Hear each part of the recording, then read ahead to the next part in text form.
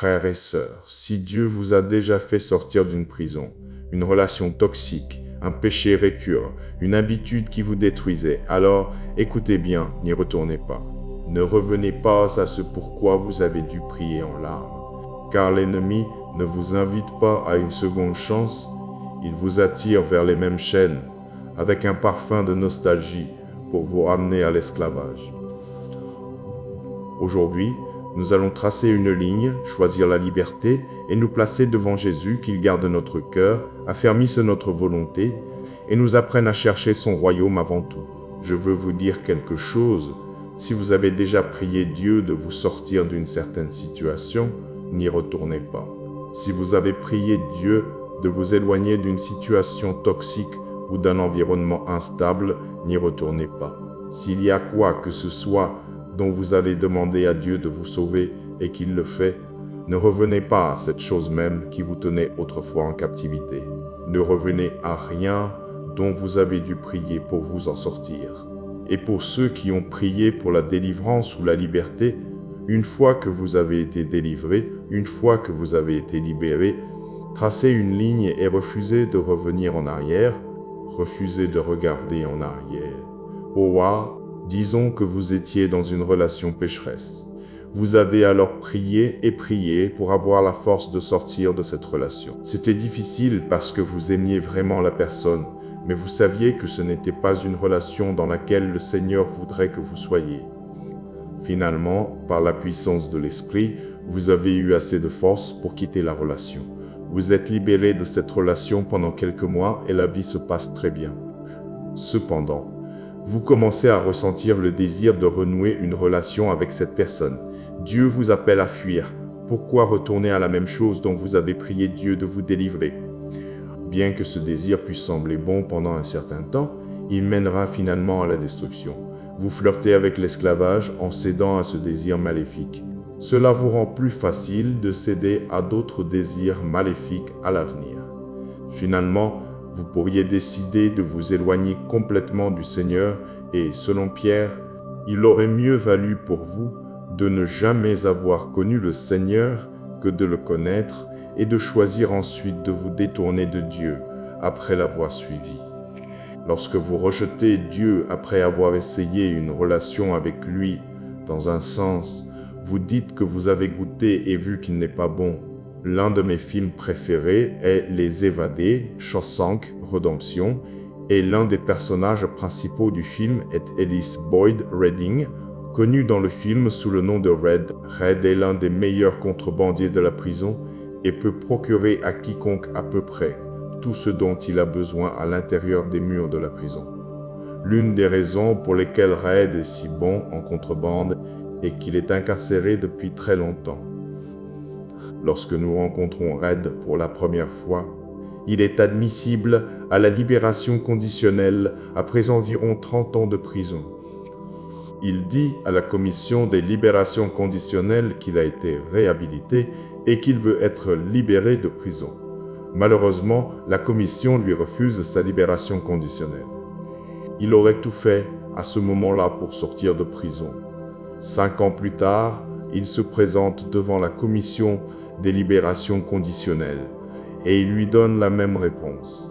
Finalement, après 40 ans de prison, il libère Red sous condition.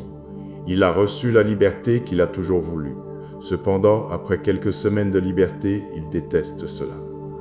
Il est si habitué à vivre dans sa cellule qu'il commence à penser à trouver un moyen de revenir.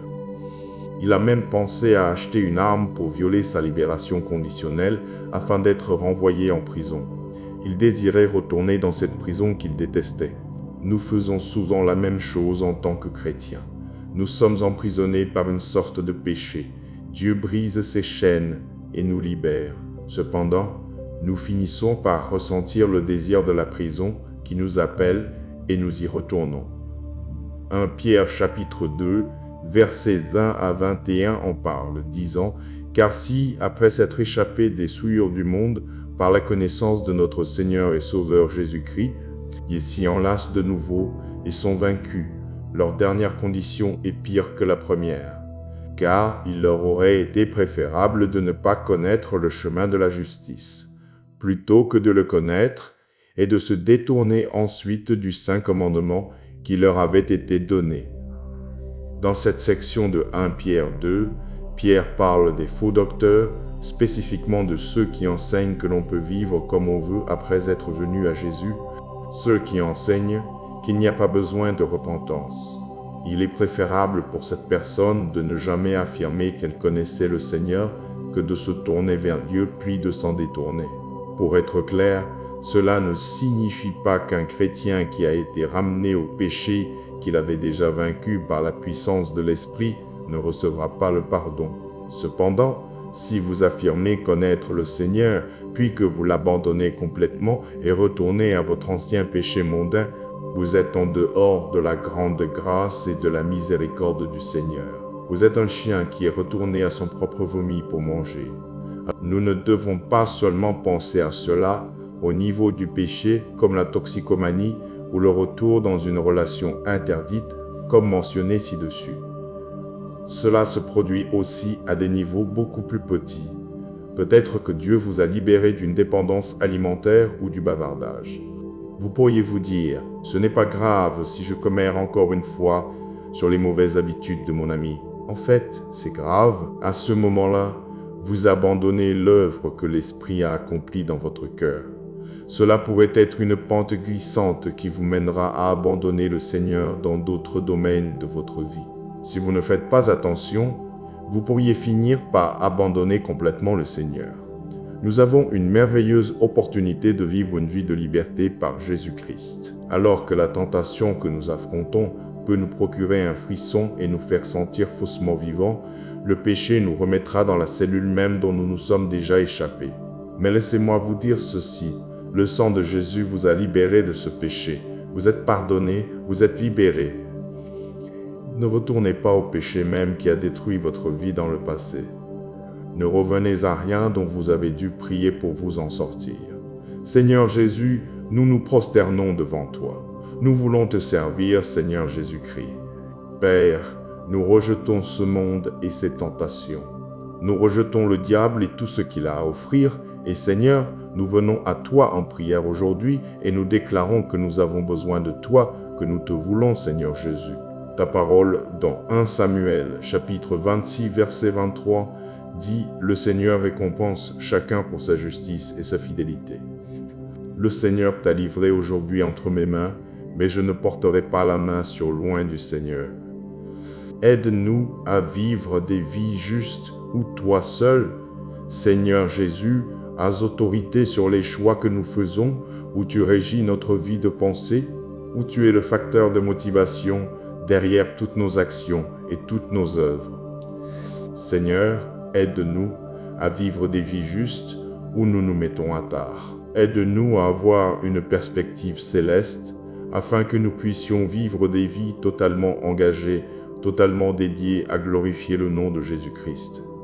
Aide-nous, Maître, afin que nous puissions mener le bon combat de la foi sans compromis. La Bible dans Matthieu, chapitre 6, verset 33 dit « Mais cherchez premièrement et par-dessus tout son royaume et sa justice, sa manière de faire et d'être juste, l'attitude et le caractère de Dieu. Et toutes ces choses vous seront aussi données. Mais à deux arts, Seigneur, nous te mettons en premier, nous te plaçons au-dessus de tout en ce monde, et nous choisissons de servir le royaume de Dieu plutôt que nos propres intérêts personnels. Le royaume des ténèbres n'offre rien de significatif, rien d'éternel, mais ton royaume, ô Seigneur, offre la vie éternelle. Il offre une joie et une paix éternelle. Il nous offre le privilège d'être un jour en présence du Tout-Puissant. En toi, Seigneur Jésus, nous sommes nés d'en haut, nous sommes transformés spirituellement, nous sommes renouvelés et prêts à être utilisés pour ta gloire. Et ainsi, Père, je prie que tu nous aides à continuer à lutter et à combattre le péché. Donne-nous la force de faire la guerre au péché. Aide-nous à lutter pour vivre dans la pureté. Garde-nous, Seigneur, d'un esprit juste et arrogant. Au lieu de cela, aide-nous à être humbles et à réaliser que sans toi, nous n'avons aucun pouvoir. Sans toi, nous ne pouvons rien surmonter. Et ainsi, Seigneur, nous avons besoin de toi. Aide-nous à réaliser, Seigneur Jésus, qu'une véritable manière de vivre juste est ce que tu décris dans Matthieu chapitre 16, versets 24 à 25. Il est dit, « Alors Jésus dit à ses disciples, « Si quelqu'un veut venir après moi, qu'il renonce à lui-même, qu'il prenne sa croix et qu'il me suive. Car celui qui voudra sauver sa vie la perdra, mais celui qui la perdra à cause de moi la trouvera. » Seigneur Jésus, tu nous appelles à nous renier nous-mêmes et à mettre de côté nos intérêts égoïstes. Tu nous appelles à prendre notre croix, ce qui signifie que nous devons exprimer une volonté d'endurer tout ce qui peut arriver et de l'endurer pour toi. Dieu, je prie que tu connaisses nos cœurs et que tu nous purifies. Connais nos cœurs et rends-les purs. Connais nos cœurs, cher Dieu, et attire-nous à toi. Merci, Père, d'avoir écouté cette prière. Au nom puissant et précieux de Jésus-Christ, je prie. Amen, Père. Je prie pour chaque personne qui m'écoute. Puissions-nous trouver notre épanouissement ultime dans ta présence et dans ta présence seule. Puissions-nous trouver une nourriture spirituelle et émotionnelle dans ta présence. Père, dans tout ce que nous faisons, Roi Jésus, que notre désir soit davantage de marcher avec toi et de demeurer en toi. Que nous ayons faim de celui qui est le pain de vie, que nous ayons soif de celui qui a les eaux vives. Père, que je sois un croyant rempli de la parole, que je ne trouve nourriture et épanouissement qu'en toi, Roi Jésus. 1 Pierre chapitre 2, versets 1 à 3 dit, « Rejetez donc toute malice et toute ruse, l'hypocrisie, l'envie et toute médisance, et, comme des enfants nouveau-nés, désirez le lait spirituel pur, afin que par lui vous croissiez pour le salut, si du moins vous avez goûté que le Seigneur est bon. Crée en moi un cœur pur, renouvelle en moi un esprit droit. Je sais qu'un tel cœur te plaît, plus que les sacrifices ou les bonnes œuvres. Tu désires un cœur brisé pour le péché et un cœur qui cherche humblement ton pardon. » Psaume chapitre 19, verset 9 dit, « Comment un jeune homme gardera-t-il pur son sentier? En se conformant à ta parole. Seigneur, donne-moi la grâce de rendre mon chemin pur devant tes yeux. Chaque fois que j'ai des pensées impures et que des désirs coupables commencent à s'insinuer, donne-moi la force, Roi Jésus, de résister au diable. Je prie que tu aies pitié de moi dans ce monde. Je suis entouré de tentations. Il y a tant d'influences polluantes qui menacent d'infiltrer mon cœur chaque jour. Alors, Seigneur, aide-moi à garder mon cœur. Aide-moi à remplir mon cœur de ta parole. Aide-moi à être vigilant contre toute force du mal et tout mensonge rusé de l'homme. Aide-moi à être dans le monde, mais pas du monde. Aide-moi à être dans ce monde, mais à ne pas l'aimer. Donne-moi le pouvoir d'être une forte influence pieuse dans ce monde. Plutôt que d'être influencé par ce monde, aide-moi à être le sel de cette terre. Aide-moi à être une lumière dans les ténèbres, guidant mes amis, ma famille, mes voisins et les étrangers vers la glorieuse croix. Ta parole me demande dans Philippiens chapitre 4 verset 8 de dire, enfin, frères, tout ce qui est vrai, tout ce qui est honorable, tout ce qui est juste, tout ce qui est pur, tout ce qui est aimable, tout ce qui mérite d'être approuvé, s'il y a quelque vertu et s'il y a quelque louange, que cela occupe vos pensées. Seigneur, je prie pour ne pas être une éponge qui absorbe toute la saleté de ce monde.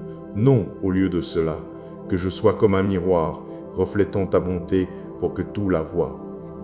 Merci, Maître, d'avoir écouté cette prière. Que ton nom soit béni et honoré à jamais. Au nom de Jésus, je prie. Amen. L'apôtre Paul a l'une des histoires les plus fascinantes du Nouveau Testament.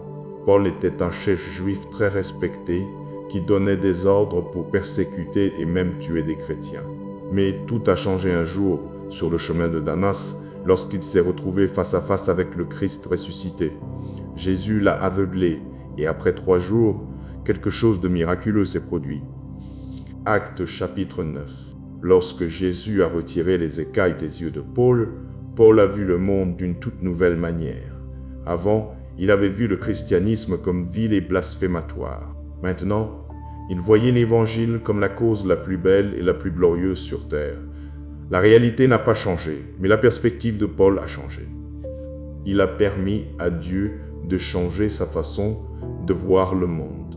Le psaume, chapitre 96, verset 8, dit « L'Éternel ouvre les yeux des aveugles, l'Éternel relève ceux qui sont courbés, l'Éternel aime les justes. » Une chose fascinante à propos de l'humanité est que deux personnes peuvent voir exactement la même chose et entendre exactement le même son, mais arriveront à des interprétations très différentes.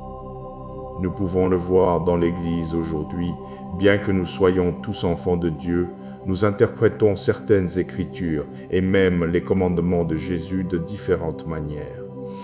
Les divergences d'opinion sont acceptables en ce qui concerne certaines choses, préférences musicales, codes vestimentaires, saveurs de café. Mais quand il s'agit de l'Évangile, il n'y a qu'une seule vérité, et nous devons nous assurer de ne pas la manquer. Ce n'est que lorsque nous demandons à Dieu de restaurer notre vision que nous sommes capables de contempler la vérité absolue de Jésus-Christ. Sur une note personnelle, l'une de mes principales requêtes de prière se trouve dans le psaume Pin 99, verset 18, qui dit « Ouvre mes yeux, afin que je contemple les merveilles de ta loi. La voix de Dieu est merveilleuse. Quand nous venons à Christ, il rend ce qui est laid beau et ce qui est beau laid. Nous commençons à haïr notre péché et à aimer les commandements de Jésus. Le reste du monde se moque de nous, non pas parce qu'ils choisissent nécessairement le mal, mais parce qu'ils ne peuvent tout simplement pas voir. 1 Corinthiens chapitre 1 verset 18 dit « Car la parole de la croix est une folie pour ceux qui périssent, mais pour nous qui sommes sauvés, elle est une puissance de Dieu. » Une vue correcte de Dieu ne vient pas de notre propre sagesse ou de notre théologie. Elle ne vient que lorsque nous lui demandons d'enlever les écailles de nos yeux. Et quand il le fait, nous cessons de voir le christianisme comme une étiquette ou une catégorie, et nous commençons à le voir comme un mode de vie. Nous cessons de voir le christianisme à travers le prisme de la dénomination ou de la doctrine. Au lieu de cela, nous nous concentrons sur l'évangile urgent de Jésus-Christ, celui qui doit être prêché à tout le monde. Éphésiens chapitre 4, versets 4 à 6 dit « Il y a un seul corps et un seul esprit, de même que vous avez été appelés à une seule espérance par votre vocation, un seul Seigneur, une seule foi, un seul baptême, un seul Dieu et Père de tous, qui est au-dessus de tous, par tous et en tous. » Lorsque les écailles de nos yeux sont ôtées, le christianisme devient plus qu'un accessoire, plus qu'une croix portée autour du cou, il devient plus qu'un tatouage sur notre bras. Il s'agit de vivre pour servir Jésus et de témoigner de toutes les choses merveilleuses qu'il a faites. Maintenant, prions. Saint-Père, merci de me donner la capacité de voir et d'apprécier la beauté de l'Évangile. Seigneur, merci d'avoir ouvert mes yeux. Merci d'avoir ôté les écailles de mes yeux afin que je puisse vraiment voir les merveilles de ta gloire et de ta grâce. Ouvre mes yeux afin que je puisse vraiment voir ta grâce merveilleuse. En effet, j'étais autrefois perdu, mais maintenant je suis trouvé, j'étais aveugle, mais maintenant je vois. Et je ne suis capable de voir ta bonté que parce que tu as ouvert mes yeux et m'as donné l'entendement. Toi seul peux voir les réalités de ce monde telles qu'elles sont vraiment. Toi seul es capable de distinguer le bien du mal avec un jugement parfait. Seigneur Jésus, ouvre mes yeux et donne-moi la sagesse. Pardonne-moi si je me concentre sur de mauvaises choses. Aide-moi à ne pas perdre mon temps et à ne pas me quereller sur des choses mineures. Je prie que tu m'aides à voir la vue d'ensemble. Seigneur, aide-nous à déplacer notre attention vers l'évangile glorieux et vrai de Jésus-Christ. L'évangile dans lequel il n'y a pas de place pour la mauvaise interprétation ou le débat. Comme ta parole le dit, il y a un seul Dieu et un seul médiateur, la personne de Jésus-Christ.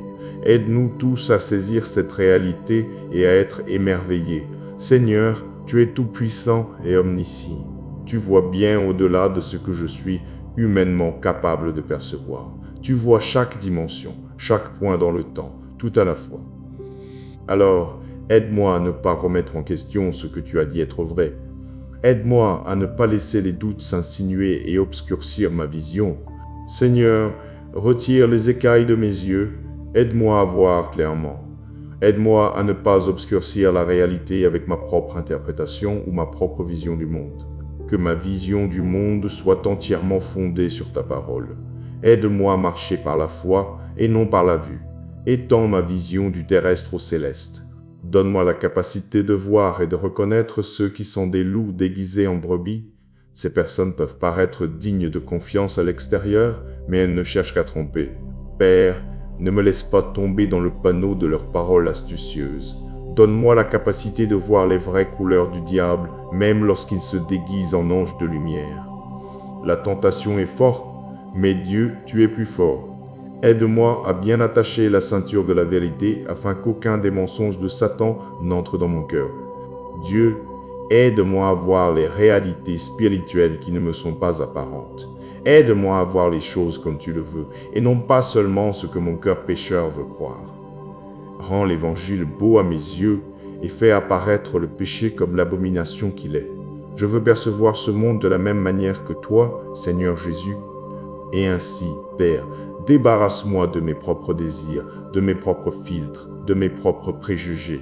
Et comme Paul sur le chemin de Damas, éveille dans mon cœur un plus grand amour pour toi. Au nom de Jésus, je prie, Amen. Quand la Bible dit « Soyez tranquilles et sachez que je suis Dieu », cela vous dit vraiment d'arrêter tout ce que vous faites, d'arrêter de vous inquiéter, d'arrêter de lutter, d'arrêter de résister et de commencer à vous abandonner à Dieu, à commencer à écouter Dieu. Il y a quelque chose dans le calme, et je crois que ce verset nous appelle à être calmes devant le Seigneur, parce que nous devons diriger toute notre attention, toute notre concentration sur le Seigneur. Vous voyez, quand vous passez du temps à connaître le Seigneur, quand vous passez du temps en présence de Jésus-Christ, vous serez vraiment transformés. Et je vous encourage à désirer et à avoir faim de ces types de riches rencontres en présence de Dieu. Car ce n'est que dans ces rencontres intimes et personnelles que chacun de nous peut obtenir une révélation personnelle de qui Dieu est vraiment. Ce n'est que dans ces rencontres intimes et personnelles que chacun de nous peut être fortifié et rempli de courage. Le courage d'affronter le monde et de défendre le Christ. Le courage de tenir tête au diable et de déclarer que Jésus-Christ est Seigneur. Le prophète Isaïe a reçu une révélation qui devrait nous inspirer tous à reconnaître Dieu pour qui il est vraiment. Écoutez attentivement ce que dit Isaïe chapitre 45, versets 2 à 7. J'irai devant toi et j'aplanirai les chemins raboteux, je briserai les portes de bronze et je romprai les verrous de fer. Je te donnerai les trésors des ténèbres, les richesses cachées des lieux secrets, afin que tu saches que je suis l'Éternel, qui t'appelle par ton nom, le Dieu d'Israël. Pour l'amour de Jacob, mon serviteur, et d'Israël, mon élu, je t'ai appelé par ton nom, je t'ai désigné, bien que tu ne me connaisses pas. Je suis l'Éternel, et il n'y en a point d'autre, hors moi, il n'y a point de Dieu. Je t'ai saint, bien que tu ne me connaisses pas, afin que l'on sache du lever du soleil à son couchant, qu'il n'y a point de Dieu en dehors de moi. Je suis l'Éternel, et il n'y en a point d'autre. Je forme la lumière et je crée les ténèbres, je fais la paix et je crée la calamité. Moi, l'Éternel, je fais toutes ces choses. C'est une merveilleuse révélation de qui Dieu est. Dieu est fermement en contrôle, Dieu est omniscient, Dieu est tout-puissant. Isaïe chapitre 45, versets 22 à 23 dit « Tournez-vous vers moi, et soyez sauvés vous tous, confins de la terre. Car je suis Dieu, et il n'y en a point d'autre. J'ai juré par moi-même, la parole est sortie de ma bouche avec justice, et ne retournera pas, tout genou fléchira devant moi, toute langue prêtera serment. » Dans ces moments où nous sommes tranquilles devant Dieu, nous devons réaliser à quel point Dieu est puissant, à quel point Dieu est fort. La Bible nous dit qu'il n'y a personne ni rien qui puisse être comparé à Dieu. Nous devons nous en souvenir, rien ni personne n'est digne de rivaliser pour la première place dans votre cœur. Dieu devrait être le premier. Maintenant, prions. Cher Seigneur, je t'adore parce que tu es le Dieu qui aplanit les chemins raboteux. Tu es le Dieu qui peut déplacer les montagnes et tu mérites certainement tout l'honneur et toute la louange. Seigneur, ta parole dit dans Isaïe chapitre 45 versets 22 à 23, « Tournez-vous vers moi et soyez sauvés vous tous, confins de la terre, car je suis Dieu, et il n'y en a point d'autre. J'ai juré par moi-même, La parole est sortie de ma bouche avec justice, et ne retournera pas, tout genou fléchira devant moi, toute langue prêtera serment. Je me tourne vers toi, roi Jésus. Je me tourne vers toi pour transformer ma vie. Je me tourne vers toi, roi Jésus, pour sauver mon âme. Je me tourne vers toi, Seigneur, comme mon Rédempteur et Messie. Nul n'est comme toi, Père. Nul ne peut être comparé à toi. Aide-nous à être tranquilles et à savoir que toi seul es Dieu.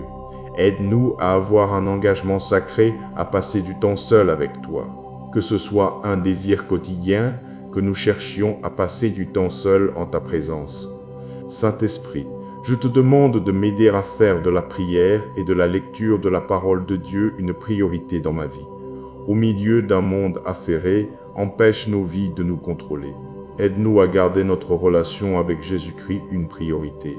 Saint-Esprit, je te demande de ne jamais nous abandonner. Ne cesse pas de me convaincre et de m'attirer vers le Seigneur. Aide-moi à fixer mes yeux et mes affections sur le ciel. Jean chapitre 14, verset 16 dit « Et moi, je prierai le Père, et il vous donnera un autre consolateur, afin qu'il demeure éternellement avec vous. » Aide-moi, Saint-Esprit, aide-moi à chercher la présence de Dieu quotidiennement. La Bible dit dans 1 Pierre chapitre 2, versets 1 à 3 « Rejetez donc toute malice, toute ruse, l'hypocrisie, l'envie et toute médisance, et, comme des enfants nouveau-nés, désirez le lait spirituel pur, afin que par lui vous croissiez pour le salut. Si du moins vous avez goûté que le Seigneur est bon. Sous ta direction, Saint-Esprit, je prie pour que je puisse commencer à grandir spirituellement et dans la foi. Je prie pour que je puisse grandir en connaissance. Aide-moi à grandir en tant que croyant et à devenir spirituellement mature. Saint-Esprit, aide-moi à grandir dans ma connaissance de Dieu et de ses voies. Aide-moi à grandir chaque jour en méditant sur la parole vivante de Dieu. La Bible dit dans Psaume chapitre 19, verset 25, « Mon âme est attachée à la poussière, rends-moi la vie selon ta parole. » Ravive-moi, Seigneur. Ravive mon esprit et rafraîchis mon désir de te poursuivre. Ravive mon esprit afin que je sois alerte et sensible à ta présence, roi Jésus. Lamentation chapitre 3, verset 25. La Bible dit « L'Éternel est bon pour ceux qui l'attendent, pour l'âme qui le cherche. » Je t'attendrai, Seigneur Jésus. Je t'attendrai avec un cœur plein d'attente. Je prie que le Saint-Esprit crée en moi un feu qui brûle vivement pour les choses de Dieu, un feu qui brûle pour Jésus-Christ. Tu es le numéro 1 dans ma vie, roi Jésus. Tu es le roi de mon cœur, que tu sois exalté. Psaume 1019, verset 10, 105. Ta parole dit, « Ta parole est une lampe à mes pieds et une lumière sur mon sentier. Que ta parole me guide toujours, qu'elle me conduise et m'enseigne tes voies. » Je te remercie d'avoir écouté cette prière. Au nom puissant de Jésus-Christ, je prie. Amen. Saint de Dieu, je voudrais vous encourager à gagner la bataille le matin. Je veux vous encourager à investir dans votre relation personnelle avec Jésus-Christ chaque matin. Et voici ce que je veux dire. Dans le psaume chapitre 5, verset 3, il est dit le matin, « Éternel, tu entends ma voix, le matin, je dresse ma requête devant toi, et je m'attends à toi. » Puis, dans Marc chapitre 1, verset 35, il est dit « Vers le matin, comme il faisait encore très sombre, Jésus se leva, sortit, et alla dans un lieu désert où il pria. » Amis, je crois vraiment qu'il y a quelque chose de spécial à passer du temps avec Dieu le matin. Il y a une signification à chercher Dieu tôt avant de commencer votre journée. Vous voyez, je crois que lorsque vous consacrez vos matins à la prière et à la lecture de la parole de Dieu, non seulement vous l'invitez dans votre journée, mais vous donnez le ton à tout le reste. Lorsque vous prenez ce temps le matin, vous vous accordez à la bonne fréquence pour entendre le Seigneur. Vous vous accordez à la bonne fréquence pour être conduit par le Saint-Esprit. Lorsque vous prenez ce temps avec Dieu le matin, c'est comme si vous étiez habilité à surmonter tout ce qui se présente à vous. Et donc, c'est ma position personnelle, et c'est quelque chose que je m'efforce de faire une pratique quotidienne. Le matin, je louerai Dieu. Le matin, je remercierai Dieu de m'avoir permis de voir un autre jour. Je lui rends grâce de me donner le souffle. Je le louerai en fait, quoi que j'ai à affronter aujourd'hui. La joie du Seigneur est ma force. La joie du Seigneur me gardera fort. Et peut-être qu'il y a quelqu'un qui écoute et qui peut s'identifier à cela. Quand vous êtes à un point où vous avez réalisé que les richesses de ce monde ne durent pas, et quand vous réalisez que la bonne santé que vous avez aujourd'hui, il n'y a aucune garantie que cette santé durera. Quand vous en venez à réaliser que les dons et les talents de ce monde ne durent pas toujours. Et vous voyez, je suis à un point où il est devenu clair pour moi que l'argent et la richesse que vous accumulez aujourd'hui, ces choses ne compteront pour rien au jour du jugement. Les choses de ce monde, elles périront toutes. Mais ce n'est pas tout sombre, car ce que j'ai trouvé est quelque chose de tellement plus grand que tout sur cette terre. Saint, ce qui dure, c'est Jésus. Ce qui dure, c'est l'amour de Dieu. Ce qui dure, ce sont les promesses de Dieu. Ce qui dure, c'est la parole de Dieu. Et ainsi, j'ai la croix devant moi et le monde derrière moi. Jésus devant moi et le monde derrière moi. Et avec cette concentration sur Jésus-Christ, avec cette concentration sur le fait de faire de lui la partie la plus importante et la première de notre journée, allons ensemble au trône de Dieu. Père, toi seul es digne de notre adoration chaque jour. Dieu, donne-nous une passion de te chercher quotidiennement. Donne-nous une passion de rechercher ta présence. Dieu, que nos premières pensées chaque matin soient pour toi et que la dernière pensée dans nos esprits avant de nous endormir soit toi. Père, je me soumets à toi et j'aligne mon esprit à ta volonté et à ton dessein pour ma vie. Dieu, ouvre nos oreilles afin qu'elles soient sensibles et réceptives à ta voix. Je prie que ta parole ne s'éloigne pas de ma bouche, mais qu'au lieu de cela, je la lise et la médite jour et nuit, afin que je sois attentif à faire tout selon ta volonté. Seigneur, que le Saint-Esprit nous aide à continuer à chercher les choses d'en haut, là où Christ est assis à la droite de Dieu. Aide-nous, Saint-Esprit, à fixer nos pensées sur ce qui est en haut. Aide-nous à rester concentrés sur tout ce qui est lié au royaume de Dieu. Aide-moi à ne pas me conformer aux choses de ce monde. Aide-nous à ne pas être distraits par les choses qui sont sur la terre, car elles n'ont qu'une valeur temporelle. Et Seigneur, nous comprenons que même pour faire cela, nous avons besoin de ta force surnaturelle. Et ainsi nous déclarons que toi, Seigneur Jésus, tu es la source de ma force. C'est toi qui me conduis à vaincre le diable. Seigneur Jésus, tu es la source de ma force et tu me conduis à marcher dans la victoire. Toi, Dieu, es la source de ma force et tu me conduis à vaincre le péché. Tu as dit dans ta parole que dans les derniers jours, tu répandrais ton esprit sur toute chair. Alors, Saint-Esprit, répands-toi sur moi. J'invite ta présence à camper tout autour de moi et à me remplir jusqu'à déborder. Saint-Esprit, aide-moi à réaliser toutes les promesses de Dieu, des promesses de paix qui dépassent l'entendement humain. Et Saint-Esprit, je prie que tu agisses en moi, que tu marches avec moi, que tu me parles, que tu sois la petite voix calme qui me guide et me dirige. Seigneur Jésus, tu es toujours fidèle, tu es mon refuge. Et en ce moment, Dieu, je demande ta protection et ta couverture sur ma vie et sur la vie de ma famille. Dieu, c'est toi qui es fidèle à délivrer ceux qui se confient en toi. Et ainsi, Dieu, parce que je te fais confiance, je te confie tous mes soucis, toutes mes inquiétudes. Je te les abandonne toutes, parce que tu es un Dieu qui ne dort ni ne sommeille. Il n'y a vraiment personne comme toi. Mais Dieu, je veux te ressembler davantage. Et ainsi, Père, je demande, puis-je avoir une marche plus étroite avec toi? Puis-je avoir une relation plus profonde avec toi? Et non seulement cela, Seigneur, mais je prie que je marche par l'Esprit afin de ne pas accomplir les œuvres de la chair. Dieu, je prie que je marche par la foi et non par la vue. Ma prière, Seigneur, est que je puisse vivre d'une manière qui t'honore. Je veux vivre une vie qui te plaise. Et Dieu, en ce moment, mes mains sont levées haut et mon cœur est incliné bas, alors que je dis merci pour ta grâce, merci pour ta miséricorde et merci pour ton amour. Dieu, même quand il y a le chaos et le trouble tout autour de moi, donne-moi une douce paix, que mon cœur ne craigne pas, car mon Dieu est un feu dévorant. Que mon cœur ne craigne pas, car plus grand est celui qui est en moi que celui qui est dans le monde. Chaque fois que ma vie semble turbulente, mon âme ne sera pas ébranlée, mon âme ne sera pas déplacée. car mon Dieu est celui qui fraye le chemin. Père, je bénis ton nom pour la grâce et la paix que tu as multipliées dans ma vie. Je te remercie pour la grâce et la paix que tu as sur ma famille. Dieu, je suis reconnaissant pour ton amour et ta grâce qui ont transformé ma vie. Je prie seulement que ma vie soit un exemple. Dieu, que ce soit un témoignage vivant de ta grâce, de ta miséricorde, de ta faveur, de ton amour. Ta miséricorde est infinie et pour cela je te remercie. Ta grâce est incroyable et pour cela, Seigneur, je te remercie d'avoir écouté cette prière. Je suis reconnaissant et je te remercie, Seigneur. Je me confierai en toi et je me confierai en ta parole pour toujours. C'est au nom de Jésus que je prie. Amen. Et maintenant, ne retourne pas en arrière. Si Dieu t'a fait sortir, c'est pour te conduire plus loin.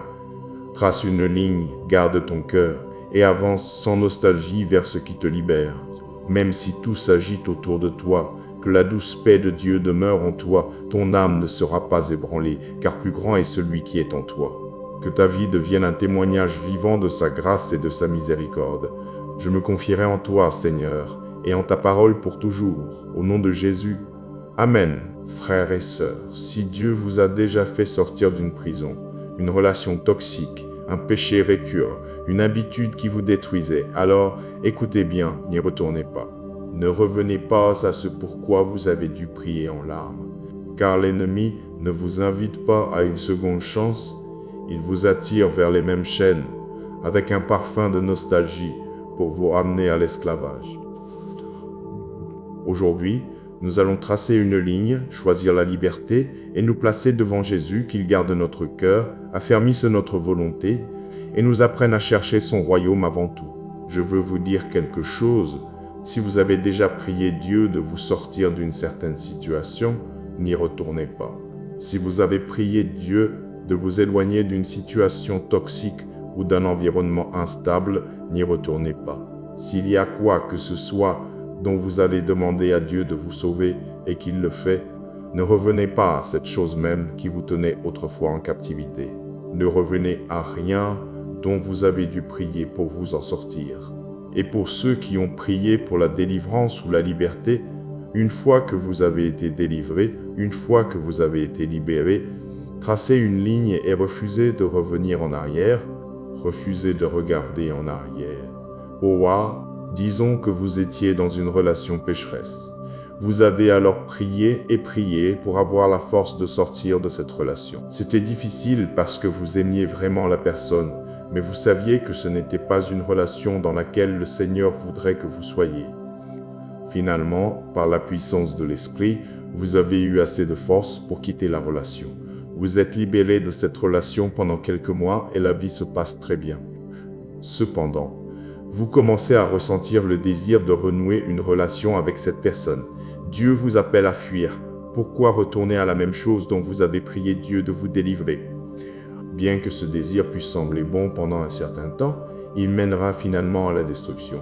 Vous flirtez avec l'esclavage en cédant à ce désir maléfique. Cela vous rend plus facile de céder à d'autres désirs maléfiques à l'avenir. Finalement, vous pourriez décider de vous éloigner complètement du Seigneur et, selon Pierre, il aurait mieux valu pour vous de ne jamais avoir connu le Seigneur que de le connaître et de choisir ensuite de vous détourner de Dieu après l'avoir suivi. Lorsque vous rejetez Dieu après avoir essayé une relation avec lui, dans un sens, vous dites que vous avez goûté et vu qu'il n'est pas bon. L'un de mes films préférés est Les Évadés, Shawshank Redemption, et l'un des personnages principaux du film est Ellis Boyd Redding, connu dans le film sous le nom de Red. Red est l'un des meilleurs contrebandiers de la prison et peut procurer à quiconque à peu près tout ce dont il a besoin à l'intérieur des murs de la prison. L'une des raisons pour lesquelles Red est si bon en contrebande est qu'il est incarcéré depuis très longtemps. Lorsque nous rencontrons Red pour la première fois, il est admissible à la libération conditionnelle après environ 30 ans de prison. Il dit à la commission des libérations conditionnelles qu'il a été réhabilité et qu'il veut être libéré de prison. Malheureusement, la commission lui refuse sa libération conditionnelle. Il aurait tout fait à ce moment-là pour sortir de prison. 5 ans plus tard, il se présente devant la commission des libérations conditionnelles et il lui donne la même réponse. Finalement, après 40 ans de prison, il libère Red sous condition. Il a reçu la liberté qu'il a toujours voulu. Cependant, après quelques semaines de liberté, il déteste cela. Il est si habitué à vivre dans sa cellule qu'il commence à penser à trouver un moyen de revenir. Il a même pensé à acheter une arme pour violer sa libération conditionnelle afin d'être renvoyé en prison. Il désirait retourner dans cette prison qu'il détestait. Nous faisons souvent la même chose en tant que chrétiens. Nous sommes emprisonnés par une sorte de péché. Dieu brise ses chaînes et nous libère. Cependant, nous finissons par ressentir le désir de la prison qui nous appelle et nous y retournons. 1 Pierre chapitre 2, versets 20 à 21 en parle, disant « Car si, après s'être échappés des souillures du monde, par la connaissance de notre Seigneur et Sauveur Jésus-Christ, ils s'y enlacent de nouveau et sont vaincus, leur dernière condition est pire que la première.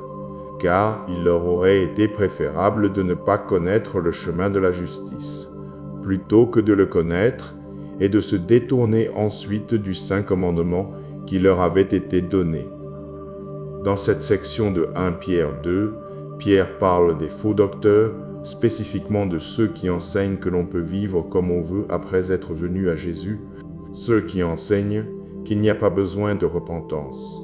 Il est préférable pour cette personne de ne jamais affirmer qu'elle connaissait le Seigneur que de se tourner vers Dieu puis de s'en détourner. Pour être clair, cela ne signifie pas qu'un chrétien qui a été ramené au péché qu'il avait déjà vaincu par la puissance de l'Esprit ne recevra pas le pardon.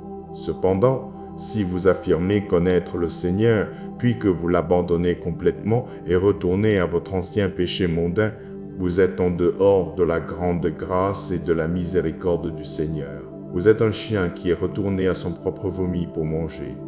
Nous ne devons pas seulement penser à cela au niveau du péché comme la toxicomanie ou le retour dans une relation interdite comme mentionné ci-dessus.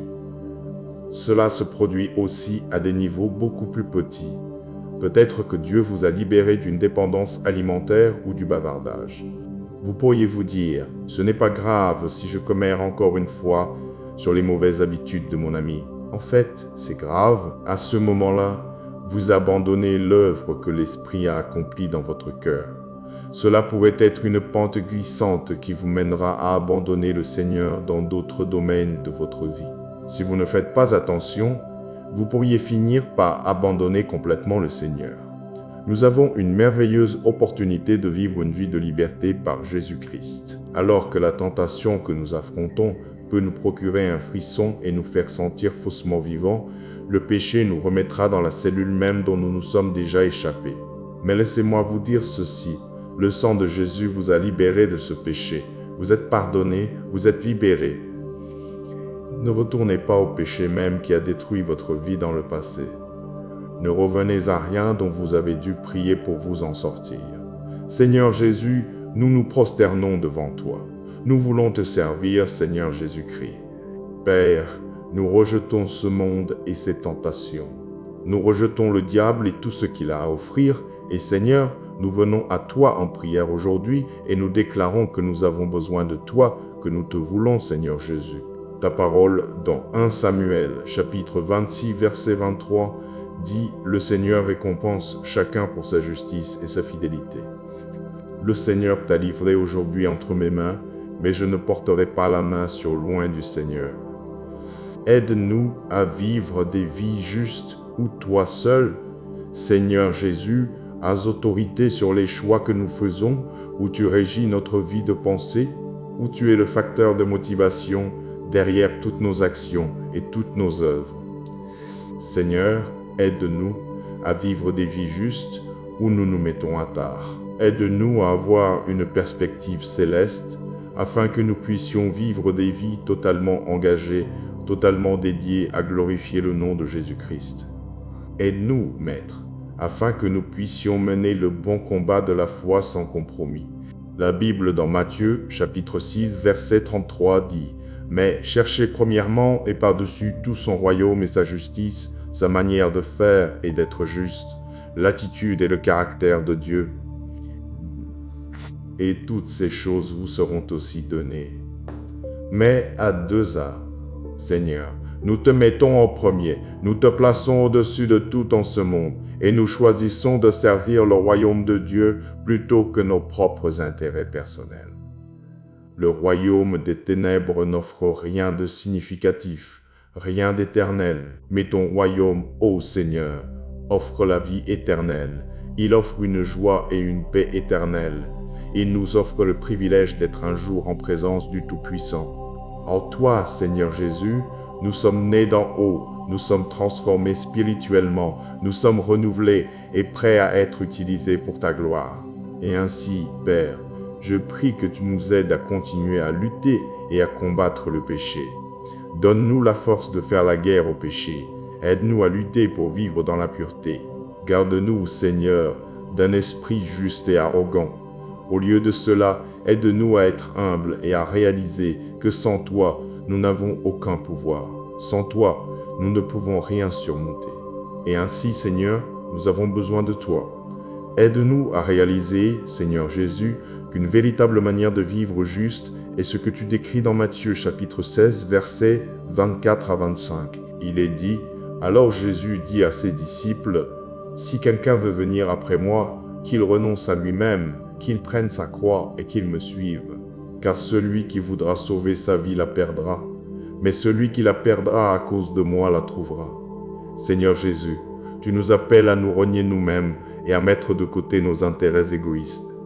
Tu nous appelles à prendre notre croix, ce qui signifie que nous devons exprimer une volonté, d'endurer tout ce qui peut arriver et de l'endurer pour toi. Dieu, je prie que tu connaisses nos cœurs et que tu nous purifies. Connais nos cœurs et rends-les purs. Connais nos cœurs, cher Dieu, et attire-nous à toi. Merci, Père, d'avoir écouté cette prière. Au nom puissant et précieux de Jésus-Christ, je prie. Amen, Père. Je prie pour chaque personne qui m'écoute. Puissions-nous trouver notre épanouissement ultime dans ta présence et dans ta présence seule. Puissions-nous trouver une nourriture spirituelle et émotionnelle dans ta présence. Père, dans tout ce que nous faisons, Roi Jésus, que notre désir soit davantage de marcher avec toi et de demeurer en toi. Que nous ayons faim de celui qui est le pain de vie. Que nous ayons soif de celui qui a les eaux vives. Père, que je sois un croyant rempli de la parole. Que je ne trouve nourriture et épanouissement qu'en toi, Roi Jésus. 1 Pierre chapitre 2, versets 1 à 3 dit, « Rejetez donc toute malice et toute ruse, l'hypocrisie, l'envie et toute médisance, et, comme des enfants nouveau-nés, désirez le lait spirituel pur, afin que par lui vous croissiez pour le salut, si du moins vous avez goûté que le Seigneur est bon. Crée en moi un cœur pur, renouvelle en moi un esprit droit. Je sais qu'un tel cœur te plaît, plus que les sacrifices ou les bonnes œuvres. Tu désires un cœur brisé pour le péché et un cœur qui cherche humblement ton pardon. » Psaume chapitre 19, verset 9 dit, « Comment un jeune homme gardera-t-il pur son sentier? En se conformant à ta parole. Seigneur, donne-moi la grâce de rendre mon chemin pur devant tes yeux. Chaque fois que j'ai des pensées impures et que des désirs coupables commencent à s'insinuer, donne-moi la force, Roi Jésus, de résister au diable. Je prie que tu aies pitié de moi dans ce monde. Je suis entouré de tentations. Il y a tant d'influences polluantes qui menacent d'infiltrer mon cœur chaque jour. Alors, Seigneur, aide-moi à garder mon cœur. Aide-moi à remplir mon cœur de ta parole. Aide-moi à être vigilant contre toute force du mal et tout mensonge rusé de l'homme. Aide-moi à être dans le monde, mais pas du monde. Aide-moi à être dans ce monde, mais à ne pas l'aimer. Donne-moi le pouvoir d'être une forte influence pieuse dans ce monde.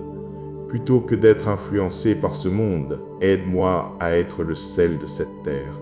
Aide-moi à être une lumière dans les ténèbres, guidant mes amis, ma famille, mes voisins et les étrangers vers la glorieuse croix.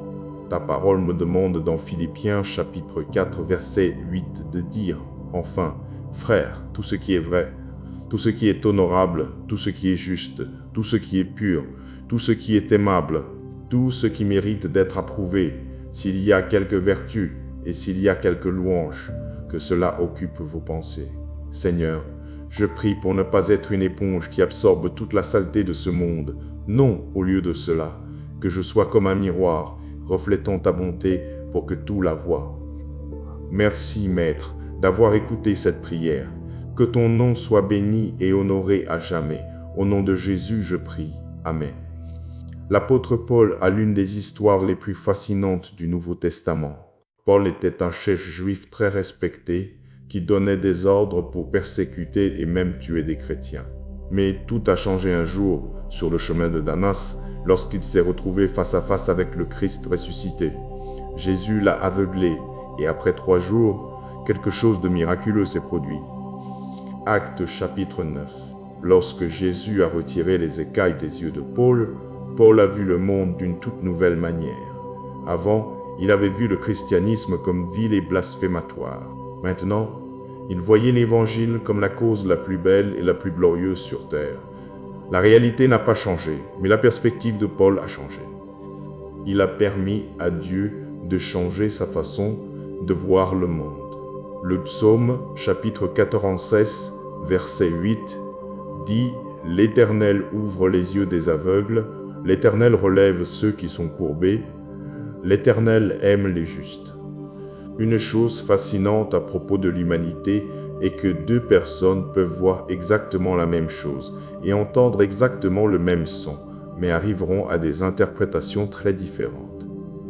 Nous pouvons le voir dans l'Église aujourd'hui, bien que nous soyons tous enfants de Dieu, nous interprétons certaines Écritures et même les commandements de Jésus de différentes manières.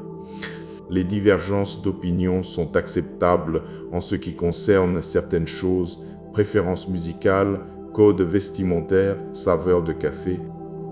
Mais quand il s'agit de l'Évangile, il n'y a qu'une seule vérité, et nous devons nous assurer de ne pas la manquer.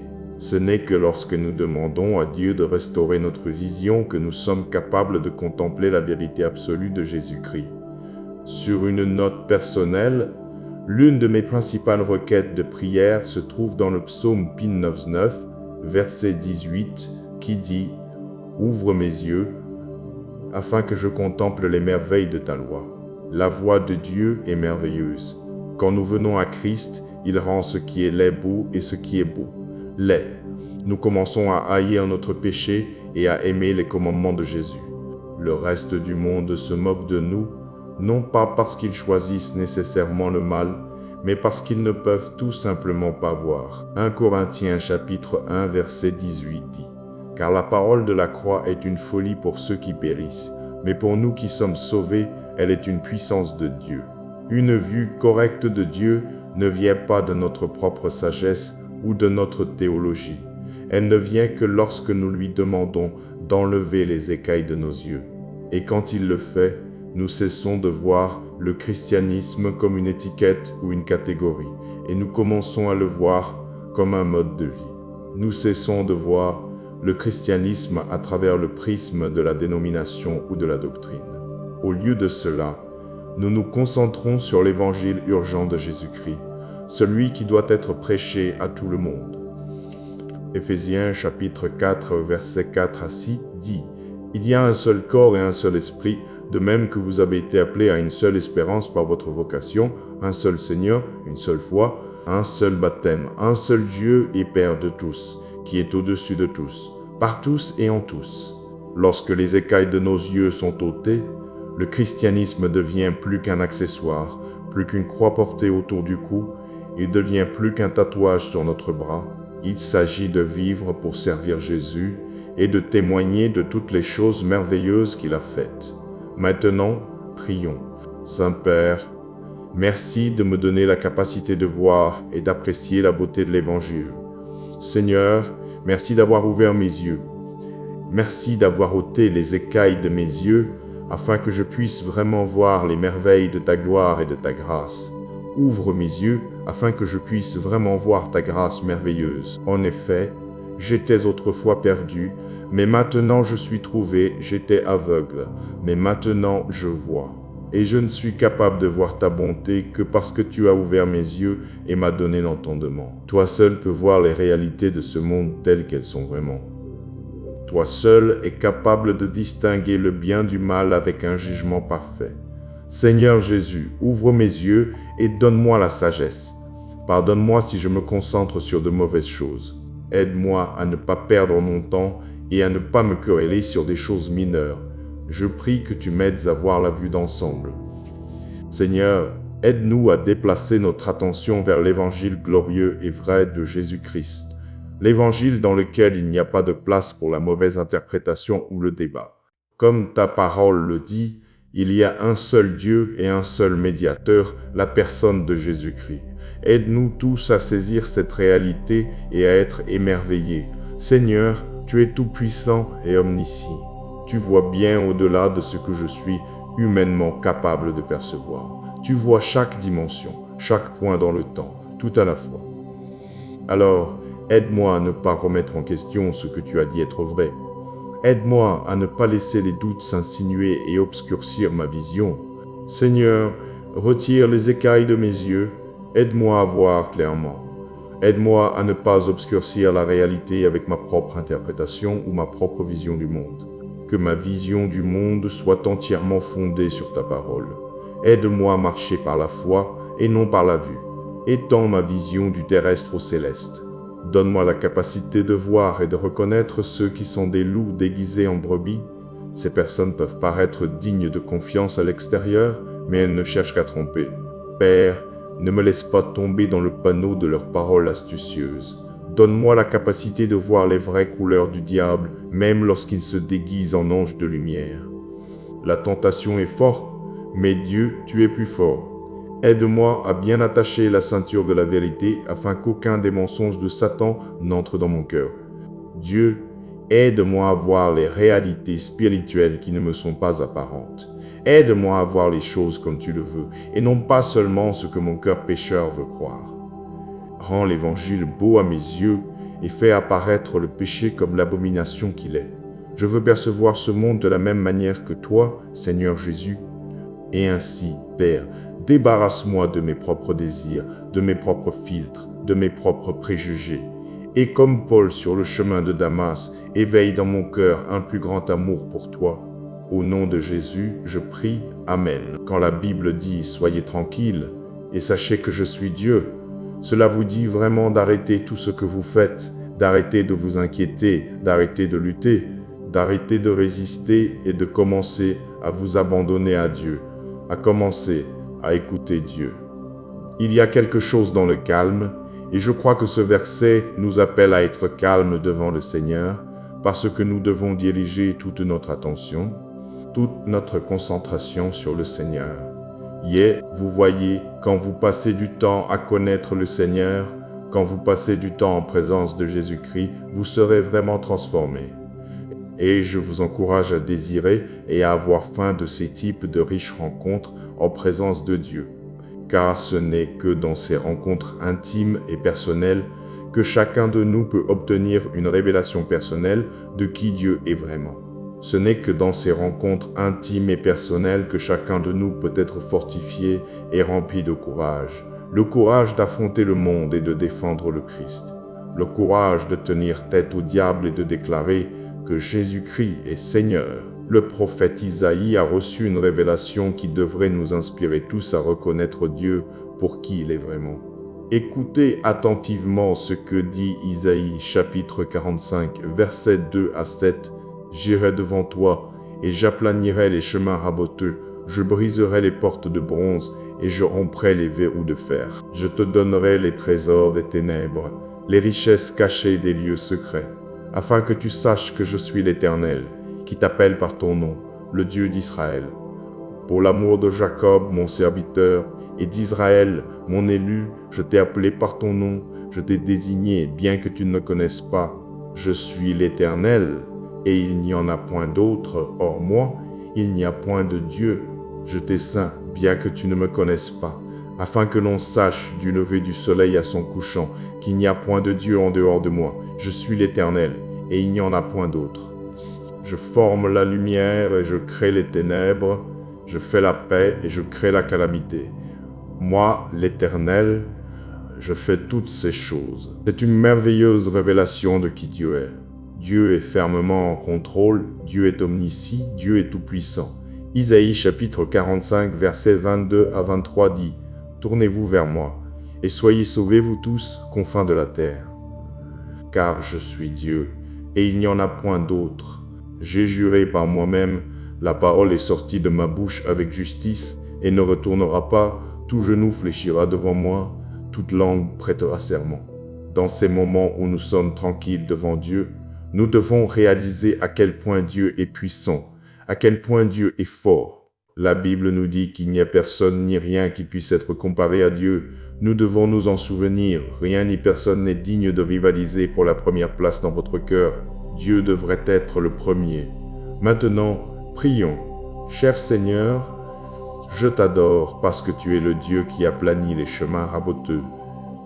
Tu es le Dieu qui peut déplacer les montagnes et tu mérites certainement tout l'honneur et toute la louange. Seigneur, ta parole dit dans Isaïe chapitre 45 versets 22 à 23, « Tournez-vous vers moi et soyez sauvés vous tous, confins de la terre, car je suis Dieu, et il n'y en a point d'autre. J'ai juré par moi-même, la parole est sortie de ma bouche avec justice, et ne retournera pas, tout genou fléchira devant moi, toute langue prêtera serment. Je me tourne vers toi, roi Jésus. Je me tourne vers toi pour transformer ma vie. Je me tourne vers toi, roi Jésus, pour sauver mon âme. Je me tourne vers toi, Seigneur, comme mon Rédempteur et Messie. Nul n'est comme toi, Père. Nul ne peut être comparé à toi. Aide-nous à être tranquilles et à savoir que toi seul es Dieu. Aide-nous à avoir un engagement sacré, à passer du temps seul avec toi.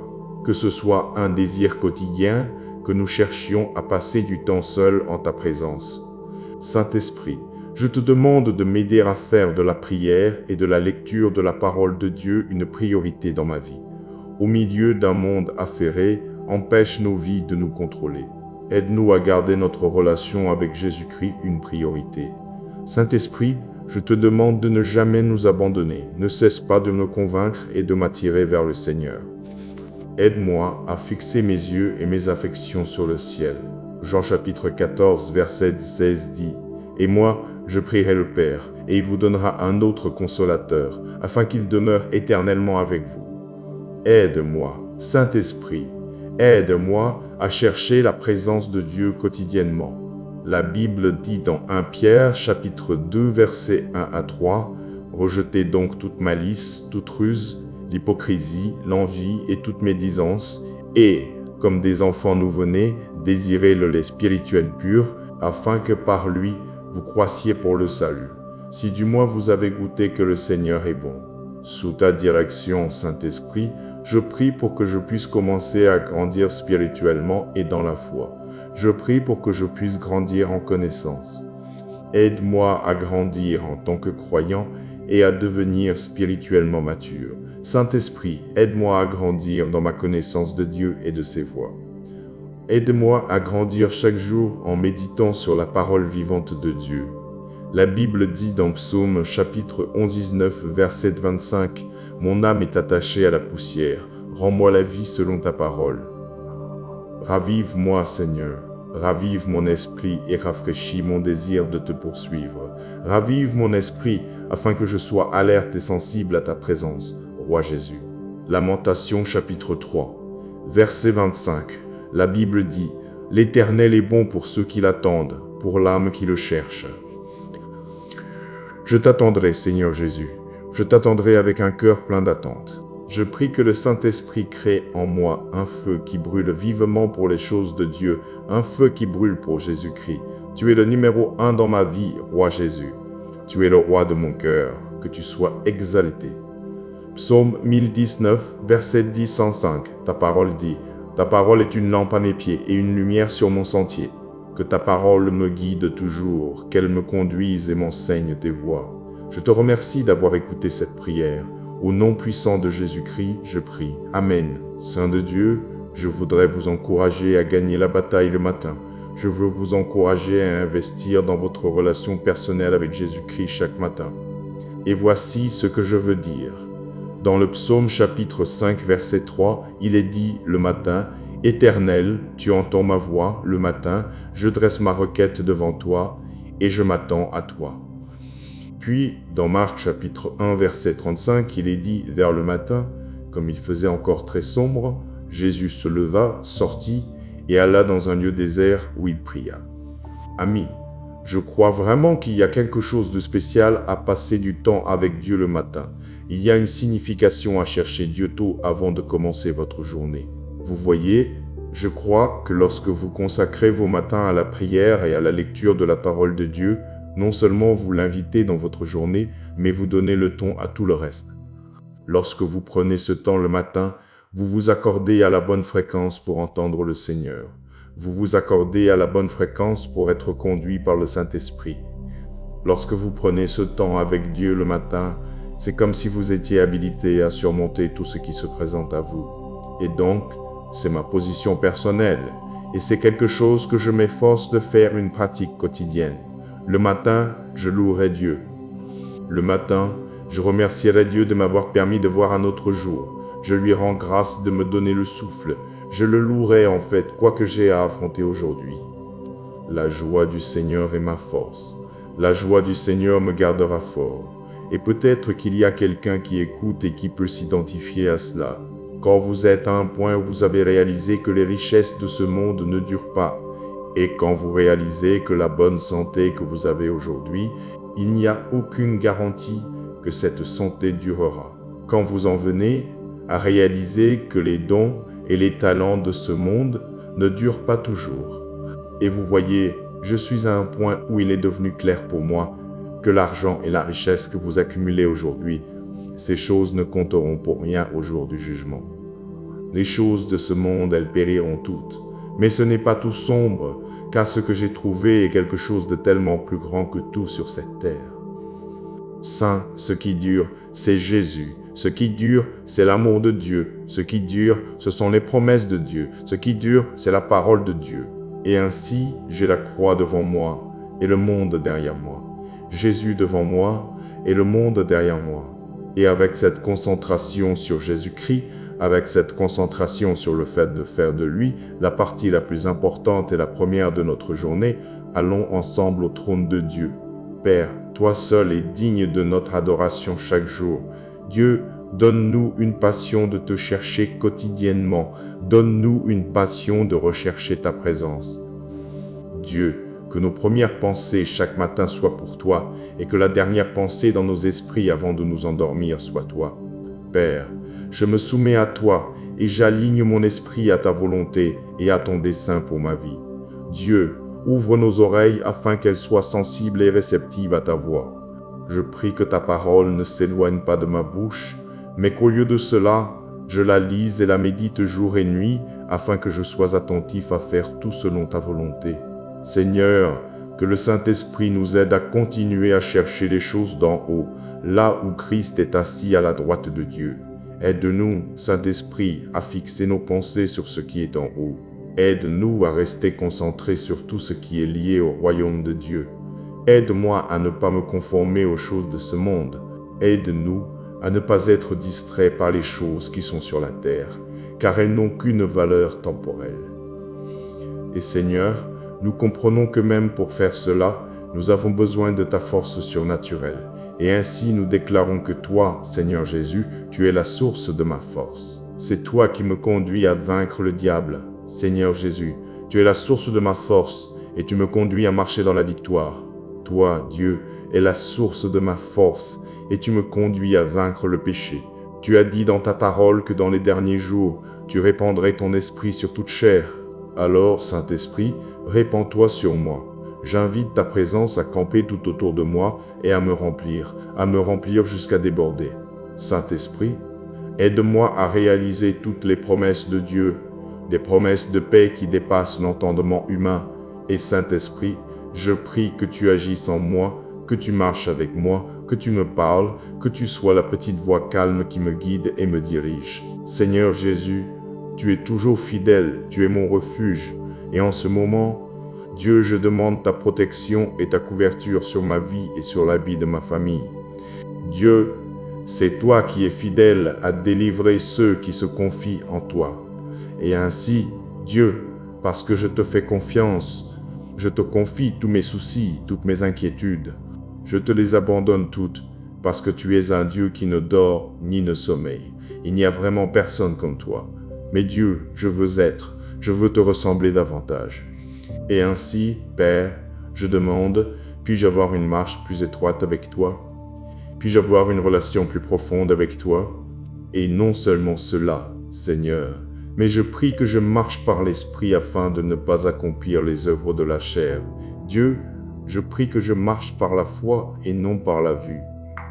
Ma prière, Seigneur, est que je puisse vivre d'une manière qui t'honore. Je veux vivre une vie qui te plaise. Et Dieu, en ce moment, mes mains sont levées haut et mon cœur est incliné bas, alors que je dis merci pour ta grâce, merci pour ta miséricorde et merci pour ton amour. Dieu, même quand il y a le chaos et le trouble tout autour de moi, donne-moi une douce paix, que mon cœur ne craigne pas, car mon Dieu est un feu dévorant. Que mon cœur ne craigne pas, car plus grand est celui qui est en moi que celui qui est dans le monde. Chaque fois que ma vie semble turbulente, mon âme ne sera pas ébranlée, mon âme ne sera pas déplacée, car mon Dieu est celui qui fraye le chemin. Père, je bénis ton nom pour la grâce et la paix que tu as multipliées dans ma vie. Je te remercie pour la grâce et la paix que tu as sur ma famille. Dieu, je suis reconnaissant pour ton amour et ta grâce qui ont transformé ma vie. Je prie seulement que ma vie soit un exemple. Dieu, que ce soit un témoignage vivant de ta grâce, de ta miséricorde, de ta faveur, de ton amour. Ta miséricorde est infinie, et pour cela je te remercie. Ta grâce est incroyable, et pour cela, Seigneur, je te remercie d'avoir écouté cette prière. Je suis reconnaissant et je te remercie, Seigneur. Je me confierai en toi et je me confierai en ta parole pour toujours. C'est au nom de Jésus que je prie. Amen. Et maintenant, ne retourne pas en arrière. Si Dieu t'a fait sortir, c'est pour te conduire plus loin. Trace une ligne, garde ton cœur et avance sans nostalgie vers ce qui te libère. Même si tout s'agite autour de toi, que la douce paix de Dieu demeure en toi, ton âme ne sera pas ébranlée, car plus grand est celui qui est en toi. Que ta vie devienne un témoignage vivant de sa grâce et de sa miséricorde. Je me confierai en toi, Seigneur, et en ta parole pour toujours, au nom de Jésus. Amen. Frères et sœurs, si Dieu vous a déjà fait sortir d'une prison, une relation toxique, un péché récurrent, une habitude qui vous détruisait, alors écoutez bien, n'y retournez pas. Ne revenez pas à ce pourquoi vous avez dû prier en larmes, car l'ennemi ne vous invite pas à une seconde chance, il vous attire vers les mêmes chaînes, avec un parfum de nostalgie pour vous ramener à l'esclavage. Aujourd'hui, nous allons tracer une ligne, choisir la liberté et nous placer devant Jésus qu'il garde notre cœur, affermisse notre volonté et nous apprenne à chercher son royaume avant tout. Je veux vous dire quelque chose. Si vous avez déjà prié Dieu de vous sortir d'une certaine situation, n'y retournez pas. Si vous avez prié Dieu de vous éloigner d'une situation toxique ou d'un environnement instable, n'y retournez pas. S'il y a quoi que ce soit dont vous allez demander à Dieu de vous sauver et qu'il le fait, ne revenez pas à cette chose même qui vous tenait autrefois en captivité. Ne revenez à rien dont vous avez dû prier pour vous en sortir. Et pour ceux qui ont prié pour la délivrance ou la liberté, une fois que vous avez été délivré, une fois que vous avez été libéré, tracez une ligne et refusez de revenir en arrière, refusez de regarder en arrière. Disons que vous étiez dans une relation pécheresse. Vous avez alors prié et prié pour avoir la force de sortir de cette relation. C'était difficile parce que vous aimiez vraiment la personne, mais vous saviez que ce n'était pas une relation dans laquelle le Seigneur voudrait que vous soyez. Finalement, par la puissance de l'Esprit, vous avez eu assez de force pour quitter la relation. Vous êtes libéré de cette relation pendant quelques mois et la vie se passe très bien. Cependant, vous commencez à ressentir le désir de renouer une relation avec cette personne. Dieu vous appelle à fuir. Pourquoi retourner à la même chose dont vous avez prié Dieu de vous délivrer? Bien que ce désir puisse sembler bon pendant un certain temps, il mènera finalement à la destruction. Vous flirtez avec l'esclavage en cédant à ce désir maléfique. Cela vous rend plus facile de céder à d'autres désirs maléfiques à l'avenir. Finalement, vous pourriez décider de vous éloigner complètement du Seigneur et, selon Pierre, il aurait mieux valu pour vous de ne jamais avoir connu le Seigneur que de le connaître et de choisir ensuite de vous détourner de Dieu après l'avoir suivi. Lorsque vous rejetez Dieu après avoir essayé une relation avec lui, dans un sens, vous dites que vous avez goûté et vu qu'il n'est pas bon. L'un de mes films préférés est Les Évadés, Shawshank Redemption, et l'un des personnages principaux du film est Ellis Boyd Redding, connu dans le film sous le nom de Red. Red est l'un des meilleurs contrebandiers de la prison et peut procurer à quiconque à peu près tout ce dont il a besoin à l'intérieur des murs de la prison. L'une des raisons pour lesquelles Red est si bon en contrebande est qu'il est incarcéré depuis très longtemps. Lorsque nous rencontrons Red pour la première fois, il est admissible à la libération conditionnelle après environ 30 ans de prison.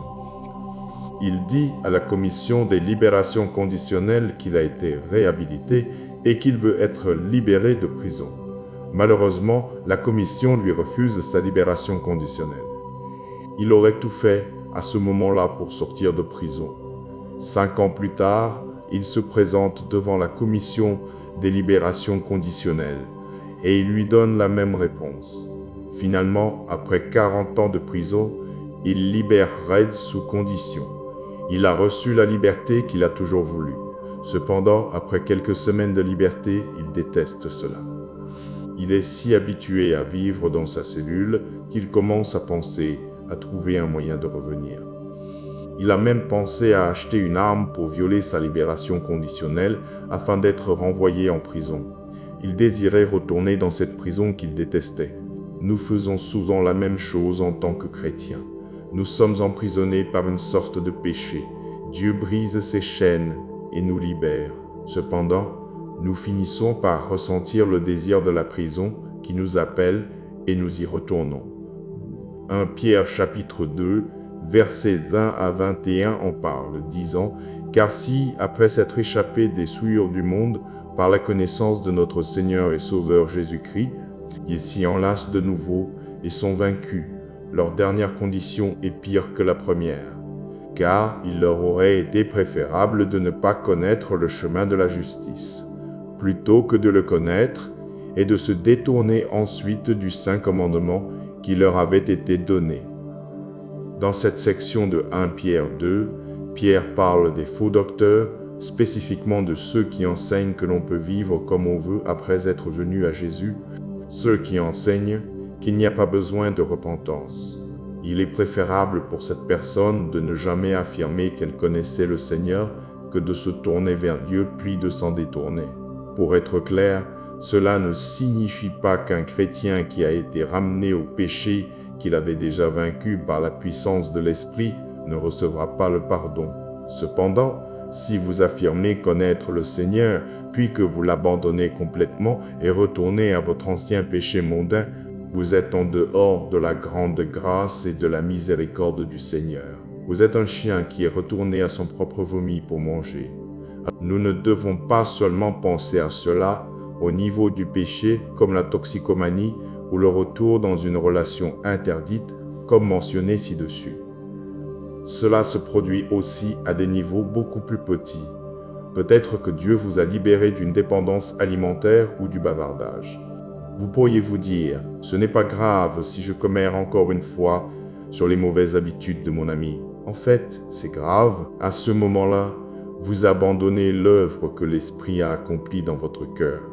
Cela pourrait être une pente glissante qui vous mènera à abandonner le Seigneur dans d'autres domaines de votre vie. Si vous ne faites pas attention, vous pourriez finir par abandonner complètement le Seigneur. Nous avons une merveilleuse opportunité de vivre une vie de liberté par Jésus-Christ. Alors que la tentation que nous affrontons peut nous procurer un frisson et nous faire sentir faussement vivants, le péché nous remettra dans la cellule même dont nous nous sommes déjà échappés. Mais laissez-moi vous dire ceci, le sang de Jésus vous a libéré de ce péché. Vous êtes pardonné, vous êtes libéré. Ne retournez pas au péché même qui a détruit votre vie dans le passé. Ne revenez à rien dont vous avez dû prier pour vous en sortir. Seigneur Jésus, nous nous prosternons devant toi. Nous voulons te servir, Seigneur Jésus-Christ. Père, nous rejetons ce monde et ses tentations. Nous rejetons le diable et tout ce qu'il a à offrir, et Seigneur, nous venons à toi en prière aujourd'hui et nous déclarons que nous avons besoin de toi, que nous te voulons, Seigneur Jésus. Ta parole dans 1 Samuel, chapitre 26, verset 23, dit « Le Seigneur récompense chacun pour sa justice et sa fidélité. » Le Seigneur t'a livré aujourd'hui entre mes mains, mais je ne porterai pas la main sur loin du Seigneur. Aide-nous à vivre des vies justes où toi seul, Seigneur Jésus, as autorité sur les choix que nous faisons, où tu régis notre vie de pensée, où tu es le facteur de motivation derrière toutes nos actions et toutes nos œuvres. Seigneur, aide-nous à vivre des vies justes où nous nous mettons à tard. Aide-nous à avoir une perspective céleste afin que nous puissions vivre des vies totalement engagées, totalement dédiées à glorifier le nom de Jésus-Christ. Aide-nous, Maître, afin que nous puissions mener le bon combat de la foi sans compromis. La Bible dans Matthieu, chapitre 6, verset 33 dit « Mais cherchez premièrement et par-dessus tout son royaume et sa justice, sa manière de faire et d'être juste, l'attitude et le caractère de Dieu. Et toutes ces choses vous seront aussi données. » Mais à deux arts, Seigneur, nous te mettons en premier, nous te plaçons au-dessus de tout en ce monde, et nous choisissons de servir le royaume de Dieu plutôt que nos propres intérêts personnels. Le royaume des ténèbres n'offre rien de significatif, rien d'éternel, mais ton royaume, ô Seigneur, offre la vie éternelle. Il offre une joie et une paix éternelle. Il nous offre le privilège d'être un jour en présence du Tout-Puissant. En toi, Seigneur Jésus, nous sommes nés d'en haut, nous sommes transformés spirituellement, nous sommes renouvelés et prêts à être utilisés pour ta gloire. Et ainsi, Père, je prie que tu nous aides à continuer à lutter et à combattre le péché. Donne-nous la force de faire la guerre au péché. Aide-nous à lutter pour vivre dans la pureté. Garde-nous, Seigneur, d'un esprit juste et arrogant. Au lieu de cela, aide-nous à être humbles et à réaliser que sans toi, nous n'avons aucun pouvoir. Sans toi, nous ne pouvons rien surmonter. Et ainsi, Seigneur, nous avons besoin de toi. Aide-nous à réaliser, Seigneur Jésus, qu'une véritable manière de vivre juste est ce que tu décris dans Matthieu chapitre 16, versets 24 à 25. Il est dit, « Alors Jésus dit à ses disciples, « Si quelqu'un veut venir après moi, qu'il renonce à lui-même, qu'il prenne sa croix et qu'il me suive. Car celui qui voudra sauver sa vie la perdra, mais celui qui la perdra à cause de moi la trouvera. » Seigneur Jésus, tu nous appelles à nous renier nous-mêmes et à mettre de côté nos intérêts égoïstes. Tu nous appelles à prendre notre croix, ce qui signifie que nous devons exprimer une volonté, d'endurer tout ce qui peut arriver et de l'endurer pour toi. Dieu, je prie que tu connaisses nos cœurs et que tu nous purifies. Connais nos cœurs et rends-les purs. Connais nos cœurs, cher Dieu, et attire-nous à toi. Merci, Père, d'avoir écouté cette prière. Au nom puissant et précieux de Jésus-Christ, je prie. Amen, Père. Je prie pour chaque personne qui m'écoute. Puissions-nous trouver notre épanouissement ultime dans ta présence et dans ta présence seule. Puissions-nous trouver une nourriture spirituelle et émotionnelle dans ta présence. Père, dans tout ce que nous faisons, Roi Jésus, que notre désir soit davantage de marcher avec toi et de demeurer en toi. Que nous ayons faim de celui qui est le pain de vie. Que nous ayons soif de celui qui a les eaux vives. Père, que je sois un croyant rempli de la parole. Que je ne trouve nourriture et épanouissement qu'en toi, Roi Jésus. 1 Pierre chapitre 2, versets 1 à 3 dit « Rejetez donc toute malice et toute ruse, l'hypocrisie, l'envie et toute médisance, et, comme des enfants nouveau-nés, désirez le lait spirituel pur, afin que par lui vous croissiez pour le salut, si du moins vous avez goûté que le Seigneur est bon. Crée en moi un cœur pur, renouvelle en moi un esprit droit. Je sais qu'un tel cœur te plaît, plus que les sacrifices ou les bonnes œuvres. Tu désires un cœur brisé pour le péché et un cœur qui cherche humblement ton pardon. Psaume chapitre 19, verset 9 dit « Comment un jeune homme gardera-t-il pur son sentier ?» En se conformant à ta parole. Seigneur, donne-moi la grâce de rendre mon chemin pur devant tes yeux. Chaque fois que j'ai des pensées impures et que des désirs coupables commencent à s'insinuer, donne-moi la force, Roi Jésus, de résister au diable. Je prie que tu aies pitié de moi dans ce monde. Je suis entouré de tentations. Il y a tant d'influences polluantes qui menacent d'infiltrer mon cœur chaque jour. Alors, Seigneur, aide-moi à garder mon cœur. Aide-moi à remplir mon cœur de ta parole. Aide-moi à être vigilant contre toute force du mal et tout mensonge rusé de l'homme. Aide-moi à être dans le monde, mais pas du monde. Aide-moi à être dans ce monde, mais à ne pas l'aimer. Donne-moi le pouvoir d'être une forte influence pieuse dans ce monde, plutôt que d'être influencé par ce monde. Aide-moi à être le sel de cette terre. Aide-moi à être une lumière dans les ténèbres, guidant mes amis, ma famille, mes voisins et les étrangers vers la glorieuse croix. Ta parole me demande dans Philippiens chapitre 4 verset 8 de dire « Enfin, frères, tout ce qui est vrai, tout ce qui est honorable, tout ce qui est juste, tout ce qui est pur, tout ce qui est aimable, tout ce qui mérite d'être approuvé, s'il y a quelque vertu et s'il y a quelque louange, que cela occupe vos pensées. Seigneur, je prie pour ne pas être une éponge qui absorbe toute la saleté de ce monde. Non, au lieu de cela, que je sois comme un miroir, reflétant ta bonté pour que tout la voie. Merci, Maître, d'avoir écouté cette prière. Que ton nom soit béni et honoré à jamais. Au nom de Jésus, je prie. Amen. L'apôtre Paul a l'une des histoires les plus fascinantes du Nouveau Testament. Paul était un chef juif très respecté qui donnait des ordres pour persécuter et même tuer des chrétiens. Mais tout a changé un jour sur le chemin de Damas lorsqu'il s'est retrouvé face à face avec le Christ ressuscité. Jésus l'a aveuglé et après 3 jours, quelque chose de miraculeux s'est produit. Actes chapitre 9. Lorsque Jésus a retiré les écailles des yeux de Paul, Paul a vu le monde d'une toute nouvelle manière. Avant, il avait vu le christianisme comme vil et blasphématoire. Maintenant, il voyait l'Évangile comme la cause la plus belle et la plus glorieuse sur terre.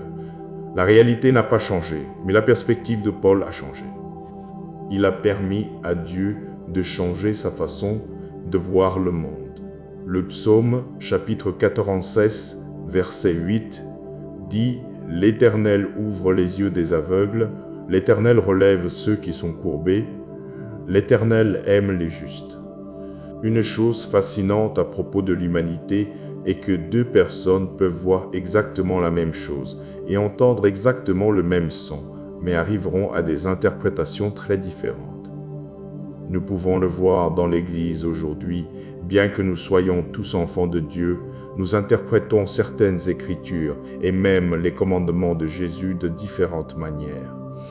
Les divergences d'opinion sont acceptables en ce qui concerne certaines choses, préférences musicales, codes vestimentaires, saveurs de café.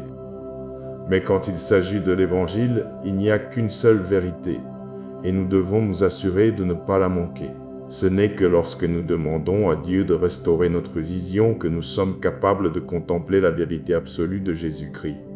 Sur une note personnelle, l'une de mes principales requêtes de prière se trouve dans le psaume 99, verset 18, qui dit « Ouvre mes yeux, afin que je contemple les merveilles de ta loi. La voie de Dieu est merveilleuse. Quand nous venons à Christ, il rend ce qui est laid beau et ce qui est beau laid. Nous commençons à haïr notre péché et à aimer les commandements de Jésus. Le reste du monde se moque de nous, non pas parce qu'ils choisissent nécessairement le mal, mais parce qu'ils ne peuvent tout simplement pas voir. 1 Corinthiens chapitre 1 verset 18 dit « Car la parole de la croix est une folie pour ceux qui périssent, mais pour nous qui sommes sauvés, elle est une puissance de Dieu. » Une vue correcte de Dieu ne vient pas de notre propre sagesse ou de notre théologie. Elle ne vient que lorsque nous lui demandons d'enlever les écailles de nos yeux. Et quand il le fait, nous cessons de voir le christianisme comme une étiquette ou une catégorie, et nous commençons à le voir comme un mode de vie. Nous cessons de voir le christianisme à travers le prisme de la dénomination ou de la doctrine. Au lieu de cela, nous nous concentrons sur l'évangile urgent de Jésus-Christ, celui qui doit être prêché à tout le monde. Éphésiens chapitre 4, versets 4 à 6 dit « Il y a un seul corps et un seul esprit, de même que vous avez été appelés à une seule espérance par votre vocation, un seul Seigneur, une seule foi, un seul baptême, un seul Dieu et Père de tous, qui est au-dessus de tous, par tous et en tous. » Lorsque les écailles de nos yeux sont ôtées, le christianisme devient plus qu'un accessoire, plus qu'une croix portée autour du cou, il devient plus qu'un tatouage sur notre bras. Il s'agit de vivre pour servir Jésus et de témoigner de toutes les choses merveilleuses qu'il a faites. Maintenant, prions. Saint-Père, merci de me donner la capacité de voir et d'apprécier la beauté de l'Évangile. Seigneur, merci d'avoir ouvert mes yeux. Merci d'avoir ôté les écailles de mes yeux afin que je puisse vraiment voir les merveilles de ta gloire et de ta grâce. Ouvre mes yeux afin que je puisse vraiment voir ta grâce merveilleuse. En effet, j'étais autrefois perdu, mais maintenant je suis trouvé, j'étais aveugle, mais maintenant je vois. Et je ne suis capable de voir ta bonté que parce que tu as ouvert mes yeux et m'as donné l'entendement. Toi seul peux voir les réalités de ce monde telles qu'elles sont vraiment. Toi seul es capable de distinguer le bien du mal avec un jugement parfait. Seigneur Jésus, ouvre mes yeux et donne-moi la sagesse. Pardonne-moi si je me concentre sur de mauvaises choses. Aide-moi à ne pas perdre mon temps et à ne pas me quereller sur des choses mineures. Je prie que tu m'aides à voir la vue d'ensemble. Seigneur, aide-nous à déplacer notre attention vers l'évangile glorieux et vrai de Jésus-Christ. L'évangile dans lequel il n'y a pas de place pour la mauvaise interprétation ou le débat. Comme ta parole le dit, il y a un seul Dieu et un seul médiateur, la personne de Jésus-Christ. Aide-nous tous à saisir cette réalité et à être émerveillés. Seigneur, tu es tout-puissant et omniscient. Tu vois bien au-delà de ce que je suis humainement capable de percevoir. Tu vois chaque dimension, chaque point dans le temps, tout à la fois. Alors, aide-moi à ne pas remettre en question ce que tu as dit être vrai. Aide-moi à ne pas laisser les doutes s'insinuer et obscurcir ma vision. Seigneur, retire les écailles de mes yeux, aide-moi à voir clairement. Aide-moi à ne pas obscurcir la réalité avec ma propre interprétation ou ma propre vision du monde. Que ma vision du monde soit entièrement fondée sur ta parole. Aide-moi à marcher par la foi et non par la vue. Étends ma vision du terrestre au céleste. Donne-moi la capacité de voir et de reconnaître ceux qui sont des loups déguisés en brebis. Ces personnes peuvent paraître dignes de confiance à l'extérieur, mais elles ne cherchent qu'à tromper. Père, ne me laisse pas tomber dans le panneau de leurs paroles astucieuses. Donne-moi la capacité de voir les vraies couleurs du diable, même lorsqu'il se déguise en ange de lumière. La tentation est forte, mais Dieu, tu es plus fort. Aide-moi à bien attacher la ceinture de la vérité afin qu'aucun des mensonges de Satan n'entre dans mon cœur. Dieu, aide-moi à voir les réalités spirituelles qui ne me sont pas apparentes. Aide-moi à voir les choses comme tu le veux et non pas seulement ce que mon cœur pécheur veut croire. Rends l'évangile beau à mes yeux et fais apparaître le péché comme l'abomination qu'il est. Je veux percevoir ce monde de la même manière que toi, Seigneur Jésus. Et ainsi, Père, débarrasse-moi de mes propres désirs, de mes propres filtres, de mes propres préjugés. Et comme Paul sur le chemin de Damas, éveille dans mon cœur un plus grand amour pour toi. Au nom de Jésus, je prie, Amen. Quand la Bible dit « Soyez tranquilles et sachez que je suis Dieu », cela vous dit vraiment d'arrêter tout ce que vous faites, d'arrêter de vous inquiéter, d'arrêter de lutter, d'arrêter de résister et de commencer à vous abandonner à Dieu, à commencer à écouter Dieu.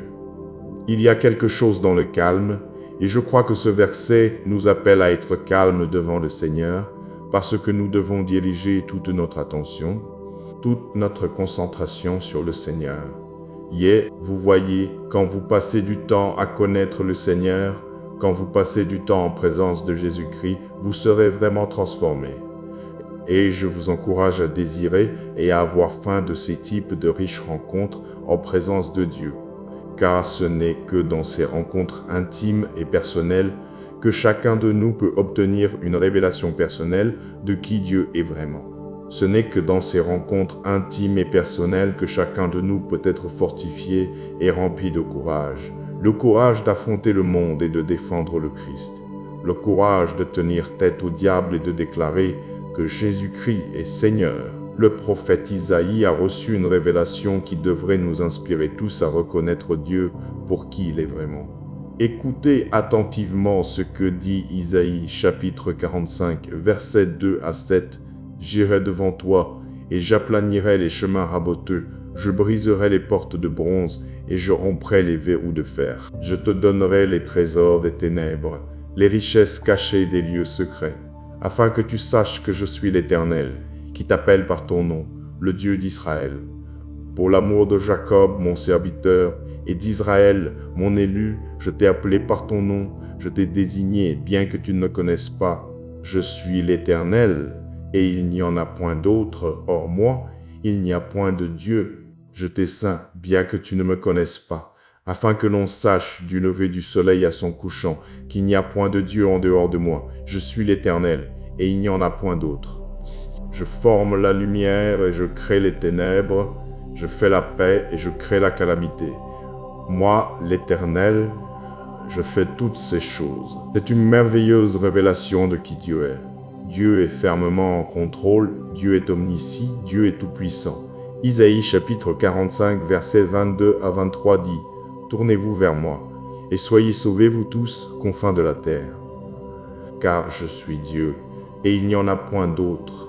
J'ai juré par moi-même, la parole est sortie de ma bouche avec justice, et ne retournera pas, tout genou fléchira devant moi, toute langue prêtera serment. » Dans ces moments où nous sommes tranquilles devant Dieu, nous devons réaliser à quel point Dieu est puissant, à quel point Dieu est fort. La Bible nous dit qu'il n'y a personne ni rien qui puisse être comparé à Dieu. Nous devons nous en souvenir. Rien ni personne n'est digne de rivaliser pour la première place dans votre cœur. Dieu devrait être le premier. Maintenant, prions. Cher Seigneur, je t'adore parce que tu es le Dieu qui aplani les chemins raboteux. Tu es le Dieu qui peut déplacer les montagnes et tu mérites certainement tout l'honneur et toute la louange. Seigneur, ta parole dit dans Isaïe chapitre 45 versets 22 à 23, « Tournez-vous vers moi et soyez sauvés vous tous, confins de la terre, car je suis Dieu, et il n'y en a point d'autre. J'ai juré par moi-même, la parole est sortie de ma bouche avec justice, et ne retournera pas, tout genou fléchira devant moi, toute langue prêtera serment. Je me tourne vers toi, roi Jésus. Je me tourne vers toi pour transformer ma vie. Je me tourne vers toi, roi Jésus, pour sauver mon âme. Je me tourne vers toi, Seigneur, comme mon Rédempteur et Messie. Nul n'est comme toi, Père. Nul ne peut être comparé à toi. Aide-nous à être tranquilles et à savoir que toi seul es Dieu. Aide-nous à avoir un engagement sacré à passer du temps seul avec toi. Que ce soit un désir quotidien, que nous cherchions à passer du temps seul en ta présence. Saint-Esprit, je te demande de m'aider à faire de la prière et de la lecture de la parole de Dieu une priorité dans ma vie. Au milieu d'un monde affairé, empêche nos vies de nous contrôler. Aide-nous à garder notre relation avec Jésus-Christ une priorité. Saint-Esprit, je te demande de ne jamais nous abandonner. Ne cesse pas de me convaincre et de m'attirer vers le Seigneur.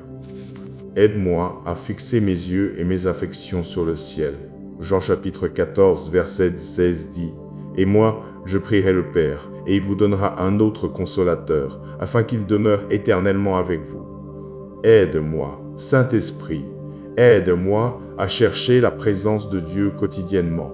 La Bible dit dans 1 Pierre chapitre 2, versets 1 à 3 « Rejetez donc toute malice, toute ruse, l'hypocrisie, l'envie et toute médisance, et, comme des enfants nouveau-nés, désirez le lait spirituel pur, afin que par lui vous croissiez pour le salut. Si du moins vous avez goûté que le Seigneur est bon. Sous ta direction, Saint-Esprit, je prie pour que je puisse commencer à grandir spirituellement et dans la foi. Je prie pour que je puisse grandir en connaissance. Aide-moi à grandir en tant que croyant et à devenir spirituellement mature. Saint-Esprit, aide-moi à grandir dans ma connaissance de Dieu et de ses voies. Aide-moi à grandir chaque jour en méditant sur la parole vivante de Dieu. La Bible dit dans Psaume chapitre 19, verset 25, « Mon âme est attachée à la poussière, rends-moi la vie selon ta parole. » Ravive-moi, Seigneur, ravive mon esprit et rafraîchis mon désir de te poursuivre. Ravive mon esprit afin que je sois alerte et sensible à ta présence, Roi Jésus. Lamentation chapitre 3, verset 25. La Bible dit, « L'Éternel est bon pour ceux qui l'attendent, pour l'âme qui le cherche. » Je t'attendrai, Seigneur Jésus.